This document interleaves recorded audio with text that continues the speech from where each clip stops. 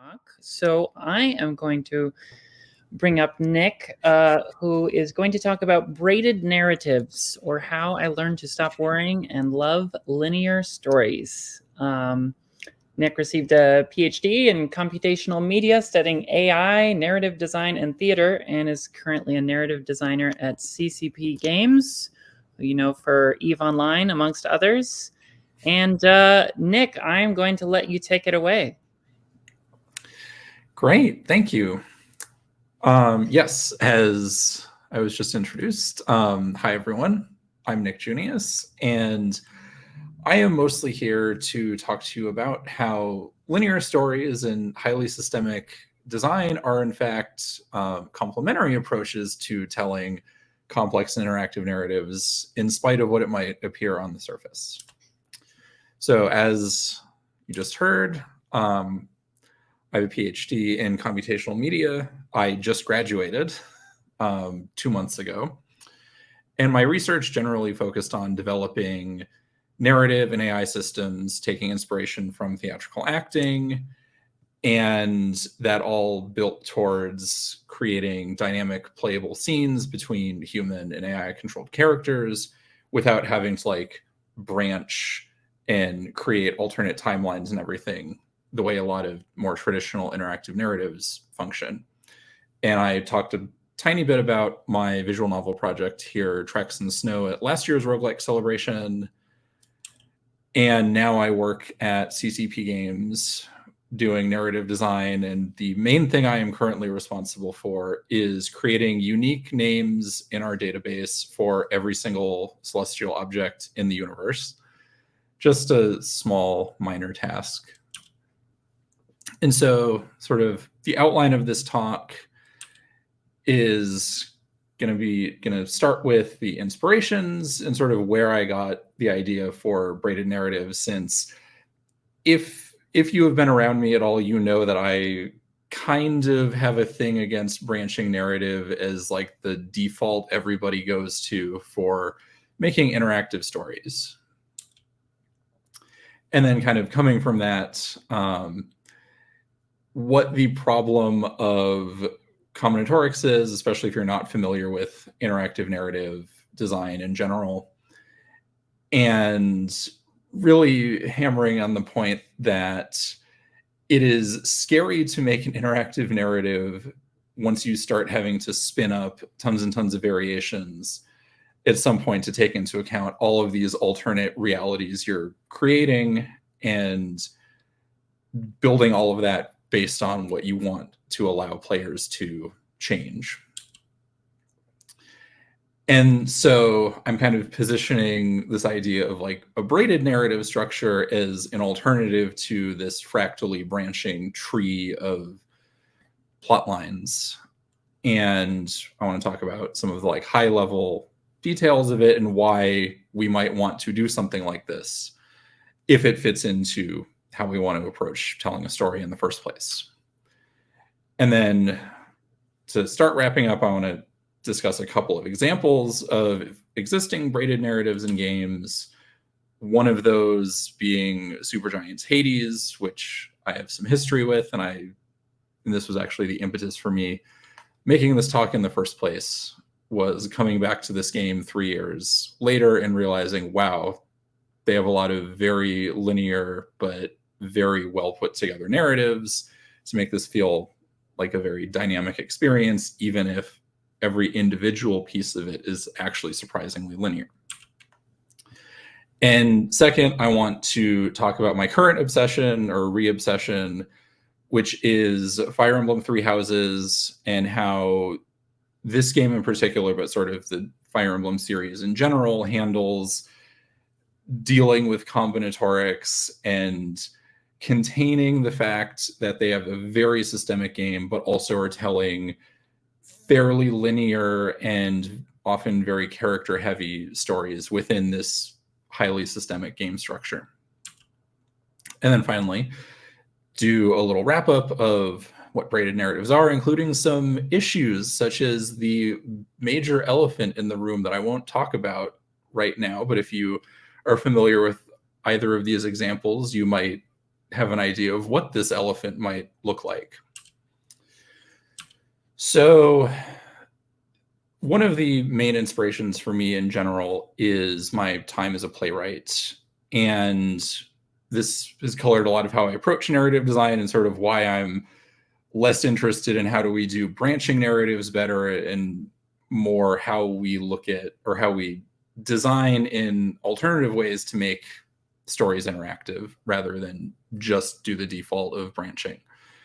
And my experience as a playwright has tended to be that I create the structures and sort of bound the possibility space of what a story is. And then I hand it off to a production to fill in all the gaps, flesh it out, and bring the entire story to life while adding their own ideas and interpretations to what I wrote in the first place, which is, in fact, a very interactive process by itself. And there is very little like traditional structural branching in this. And like I hinted at a little bit, I wrote a paper about Hades a few years ago and likened the way the progression through Hades works to a theatrical production where you start off and you're doing a cold read. It's really bad. You don't really know what you're doing. And then once you practiced a bit more, you're in sort of this rehearsal process and learning the game and learning your role in the game and getting better and more consistent at actually getting through the entire game's level structure before you have this sort of opening night moment when the credits roll and you're now performing for real. And there's a bunch of narrative in this roguelike. And don't worry about that. And then finally, one of the other things, like as a writer and a narrative designer, at some point with anything interactive narrative, regardless of how complicated the systems in place you're working with are, someone has to write the damn thing. Someone has to put the pen to paper and write the actual content you are putting into the game. Whether it's linear or some sort of dynamic system, at some point, you still have to write it kind of no matter what. In looking at all of this, we get into this problem of, well, if we're making this interactive and factoring in like what our players are doing, this is going to start breeding some fractally branching structures, which they can be very pretty as shown here, but in terms of authoring your narratives, this quickly becomes untenable. Whether you're doing static linear stories to factor in every single thing you're having your players do and tracking, or even when you're writing in a dynamic way and piecing everything together, at some point you will hit walls related to just the amount of branching anybody can do at some point. And we can definitely build tools to ease this and make authoring a lot of narrative more approachable and easier in a dynamic way. But really where that sort of system authoring and authoring in a less purely linear traditional way happens, once that becomes, it's hard to know where that actually becomes easier than just writing everything by hand. And we have this problem that writing a story of any kind is a very hard task. Writing dynamically, writing in a branching way that is able to respond to people doing things that you will never predict is even harder. So we tend to end up in a situation where the combinatorial possibilities available in a game or our system design call for a very robust systemic approach to authoring narratives, which often requires more effort than writing our traditional scenes, or just simply that approach requires more content than is reasonable to write in the first place. And this is where braided narrative structure comes in. So first I want to talk about and explore like what a braided narrative structure is, and begin with what a braid itself is. And a braid is a number of individual strands of material that is twisted together, flowing in a shared direction while still separating at points and not becoming one single mass. And all of this creates something stronger than any of the individual strands by themselves would be, while still being flexible and malleable. And all of these properties are useful for storylines, as well as yarn, rope, and hair. And in a braided narrative structure, we want each of our individual storylines to work together without being completely absorbed by the larger structure that is the central plot of our game or other experience. And so, what is the definition of braided narrative? Well, here it is. It is a narrative structure made up of individual linear storylines whose progression is controlled by both independent and shared state conditions. And let's break this down a little bit and make it more approachable. So we start with a set of linear stories, and these ideally have shared casts, overlapping complementary themes, which we can explore. And by making linear stories, we're trying to constrain the total possible authorial burden to something approximately order n linear time for the computer scientists in the audience. And that's not to say this is getting rid of the authorial burden, because you can put an infinite amount of time into any individual piece of a linear story. And this is why writing a novel is also hard.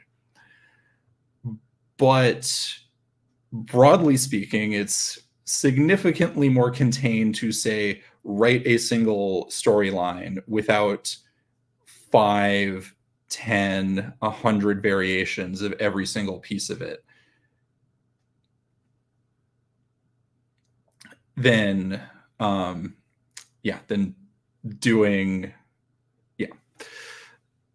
being wow, lost my train of thought. So that's why linear structures.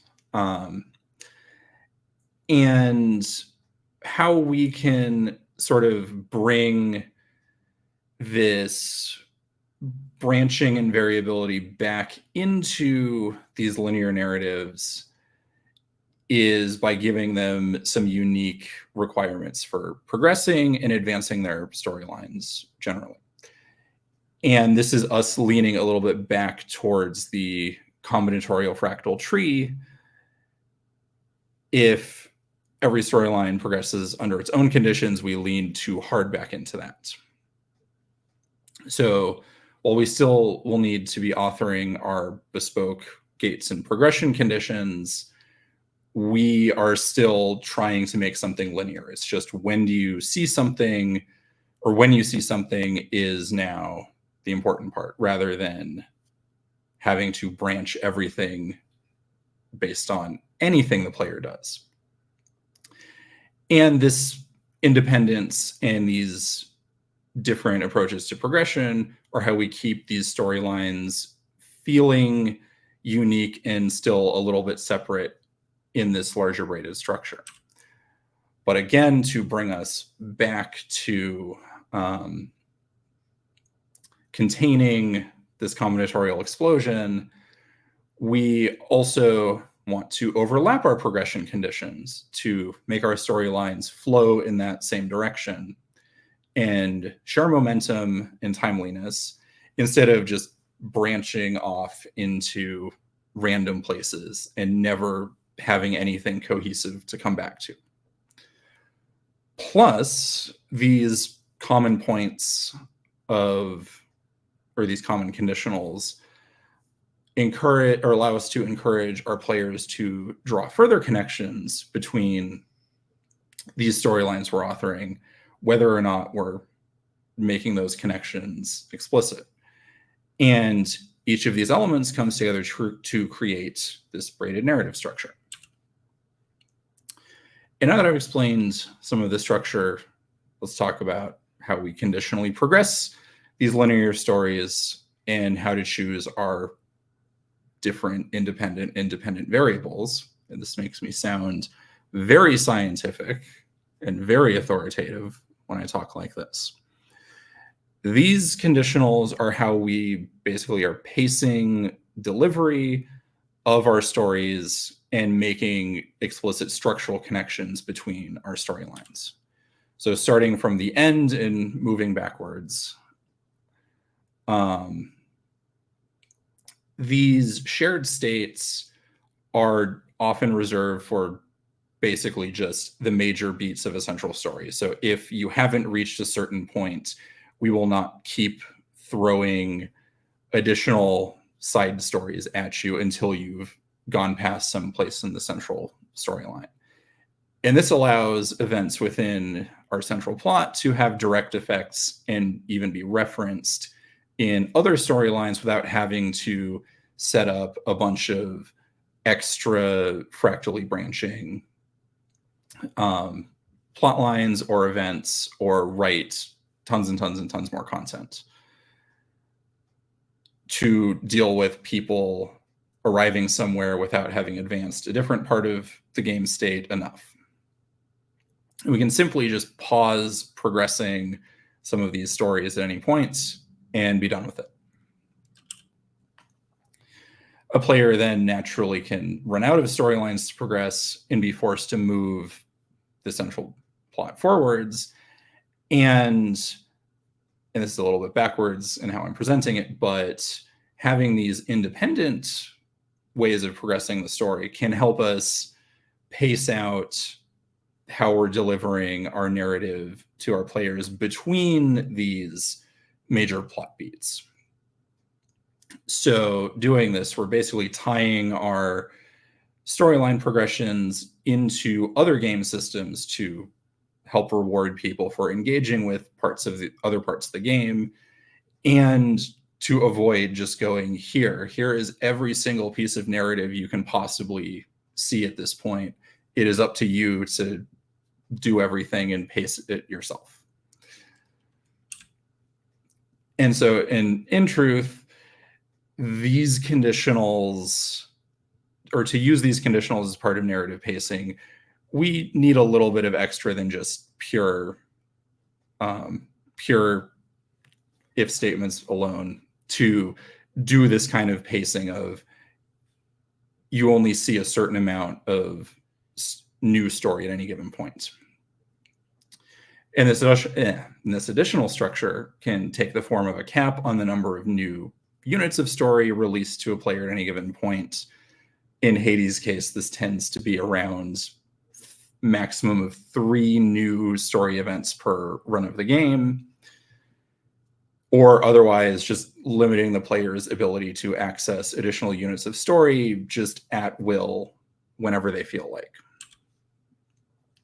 And all these conditions and additional structure around these individual linear narratives enables us to, instead of only having them run in parallel to each other, we can braid them together into a self-referencing, self-reinforcing structure, which helps pace out a player's experience of the narrative while also reducing some of the potential for fractally branching storylines and the resulting authoring burden of the combinatorial aspects of interactive narrative, without entirely giving up our dynamism and variability and reactivity. And this brings me to Supergiant's Hades and the way it limits its narrative progression via the run-based structure, like I mentioned. So Hades is a roguelike where you play as Zagreus attempting to escape Hades, both the place and your father. To reach the surface, you need to fight your way through Tartarus, Asphodel, Elysium, and across Styx.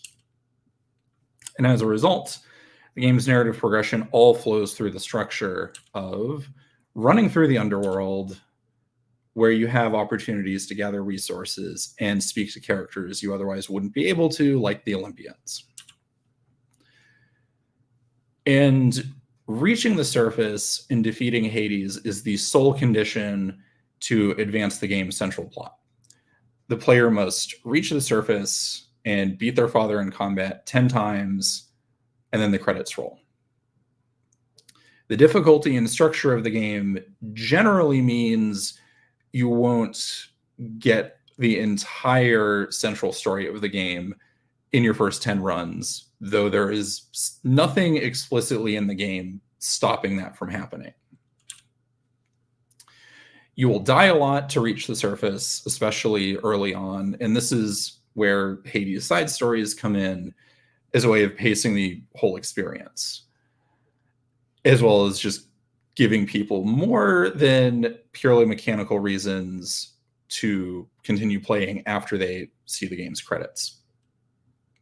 Because there are myths abound to see new interpretations of, and tons of messy relationships to find out about, and maybe even do a little bit of healing. Which ties into the game's extensive cast, and basically everybody in the entire game has some kind of storyline associated with them. For the Olympians, there's always a degree of distance, considering you don't really have conversations with them. They're just leaving you effectively like voicemails as you progress via the boons they're giving you, which give you some buffs and new abilities in the game's combat system. The denizens of the underworld, however, can have some rather intricate and lengthy stories, reinterpreting and extending their myths that the game is drawing from. And each of these storylines is gated by both some obvious conditionals, like nectar and ambrosia filling up everyone's relationship meter, and getting new lines of dialogue in the process. So a very traditional, obvious way of doing this. But more and more of these conditionals can include, if they've been spoken to a certain number of times, hitting certain breakpoints on the number of runs you've done, or other even less obvious conditions tied into the game's difficulty customization system. And importantly, all of these are completely independent of where you are in the main story. You can burn through the story and then have barely progressed any of these characters' plots, or you can experience most of these, or progress at least most of them, before you ever get close to seeing the credits, just depending on how successful you are at escaping the underworld. And the trick of the game's braided narrative is that you don't have the opportunity to advance characters' individual plot lines at will at any given point. You only ever have a subset of the cast accessible on a given escape attempt. And even if they do appear, you might not have the resources or have fulfilled other conditions to progress their storylines. And what ultimately this means is that even after dozens upon dozens of hours of play and numerous successful runs post-credits, you will probably find out that there is somehow yet more to a character's story or relationships than you thought. And from a player's perspective, what are the effects of this braided narrative structure in a game like Hades? Not every player will trigger the conditions for a particular narrative to begin or advance in the same place. And this means that playing Hades as a group can be a lot of fun, as you compare notes about which characters you've met at any given point, and often they won't be the same. Also, almost regardless of where you are in Hades' narrative, there will be at least someone to get to know better, and you will have progressed somebody's side story. And this helps ease the frustration of losing a run, since at minimum, you get to chat with one of the other denizens of the House of Hades. And to switch gears into a totally different genre with Fire Emblem Three Houses, this is a tactics RPG and dating simulator, which heavily utilizes braided narrative structure in a different way.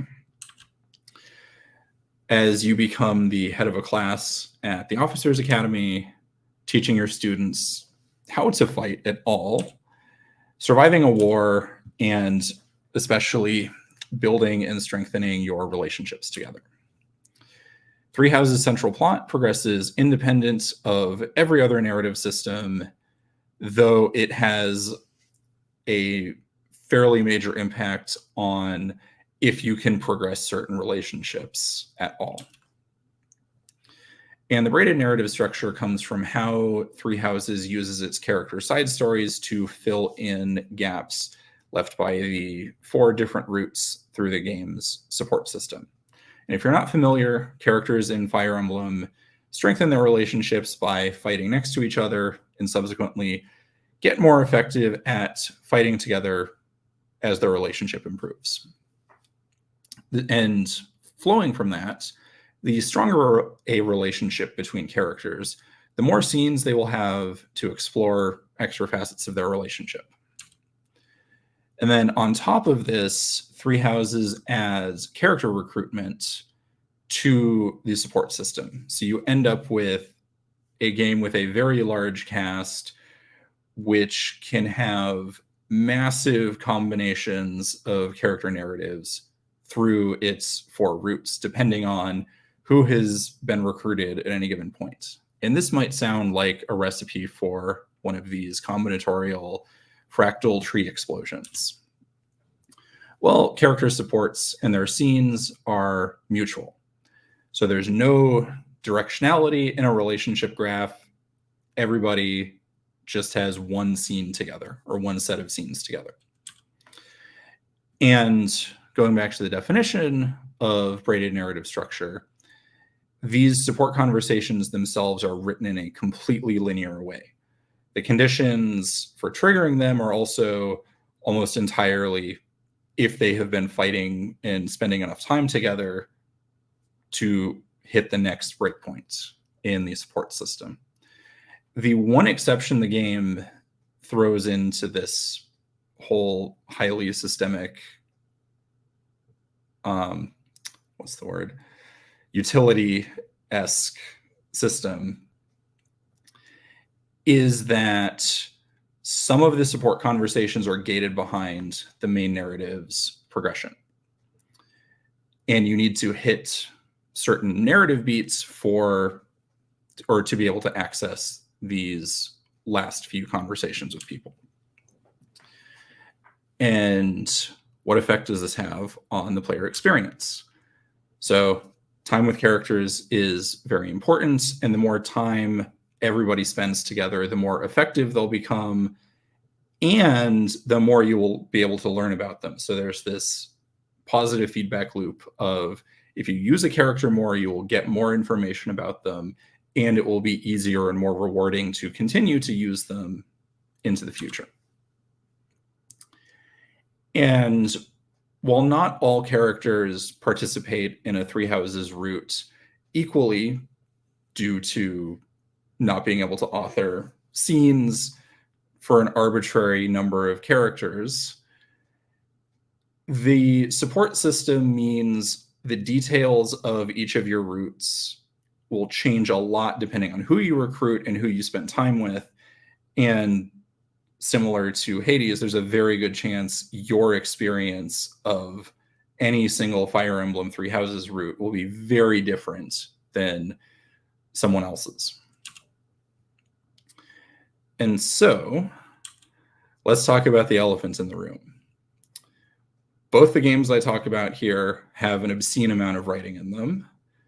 And it's a huge reason why you can sink hundreds upon hundreds of hours into them and still not see everything they have to offer.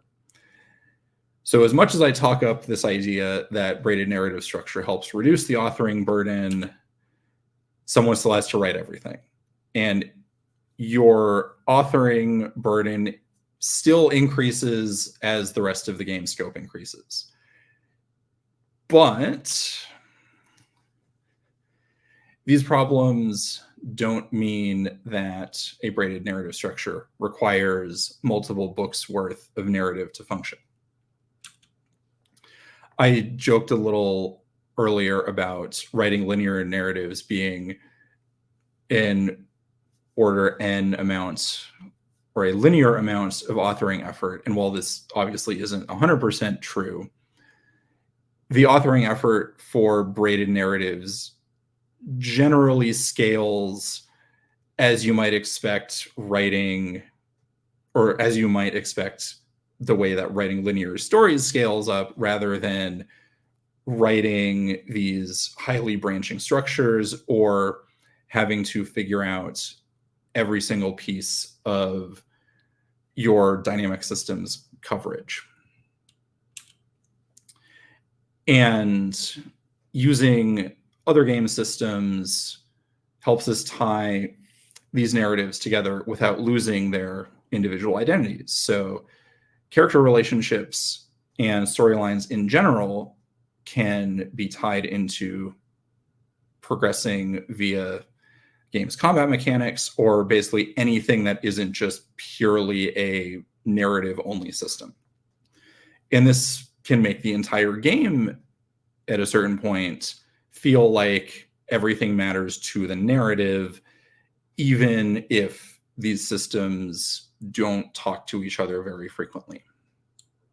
And in turn, we can kind of encourage players to focus on the narrative aspects of every single thing they're doing, rather than focusing exclusively on like mechanical optimizations. And I'm slightly over time, but we can more easily tie our storylines and themes and events together when we have explicit story beats to intersect with and author them, or sorry, whether we explicitly have story beats intersect when we author them, or naturally have this emerge out of just when people encounter these narratives. And we get this via interlacing these linear narrative structures together, rather than having to, again, fractally branch everything. So the braided narrative structure allows us as designers to add even more hooks to our storylines for players to grab onto and find connections between in ways that we never would have expected. And they can explore everything that we've done and twist it together in ways we probably couldn't predict. So thank you to Roguelike Celebration for having me give this talk. You can find me at Quakeful Tales on all of the various social media sites. This is my website link and my itch page. Thank you. Awesome. Thank you so much, Nick.